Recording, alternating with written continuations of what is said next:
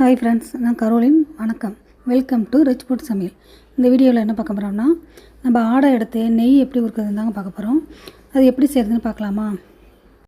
அதுக்கு முன்னாடி இந்த வீடியோ இப்போ தான் முதல் முறையாக பார்க்குறீங்கன்னா சப்ஸ்கிரைப் பண்ணிவிட்டு கூடவே கீழே இருக்க பெல் பட்டனையும் அழுத்திடுங்க. வாங்க ஃப்ரெண்ட்ஸ், வீடியோக்குள்ளே போகலாம். நான் 2 வாரம் அந்த ஆடையை எடுத்து வச்சுருக்கேன்.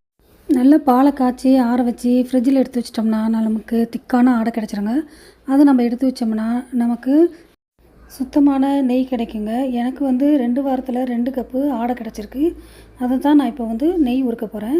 இந்த இதை அப்படியே மிக்ஸி ஜாரில் 2 கப்பு ஆடையும் சேர்த்து நல்லா அரைச்சிடணுங்க. அரைச்சிங்கன்னா இது போல் பேஸ்ட் மாதிரி கிடைக்கும். இது நிறைய இருக்கனால நான் இப்போ 2ஆக பிரிக்க போகிறேன். இது போல் 2ஆக பிரித்து வச்சுக்கோங்க. அதுக்கப்புறம் நான் இதுக்கு ஐஸ் வாட்டர் ஊற்றி தாங்க அரைக்க போகிறேன்.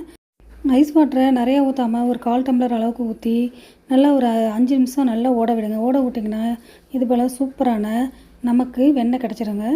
அதுக்கப்புறமா இதை அப்படியே வெண்ணெய் உருக்கிற பாத்திரத்தில் எடுத்து வச்சுக்கணும். எடுத்து வச்சுட்டு திருப்பி நம்ம மீதி எடுத்து வச்சுருக்கோம்ல, அதையும் போட்டு நல்லா ஒரு 5 நிமிஷம் அரைச்சிங்கன்னா திரும்பவும் நமக்கு வெண்ணெய் கிடச்சிரும்.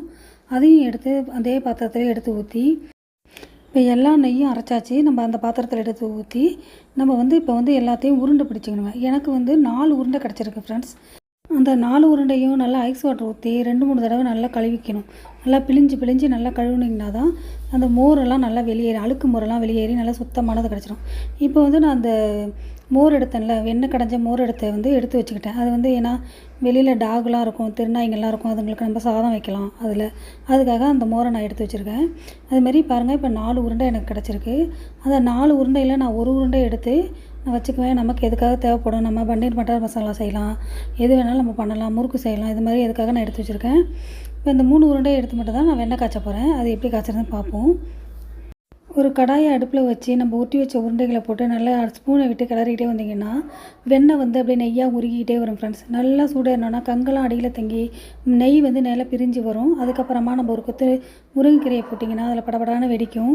வெடித்த உடனே நம்ம ஸ்டவ் ஆஃப் பண்ணிவிட்டு 2 கல் உப்பு போட்டு நல்லா கலக்கி விட்டுட்டு வடிகட்டி இந்த மாதிரி சம்பளத்தில் ஸ்டோர் பண்ணி வச்சுக்கிட்டிங்கன்னா ரொம்ப சுவையான டேஸ்ட்டான நெய் ரெடி ஃப்ரெண்ட்ஸ்.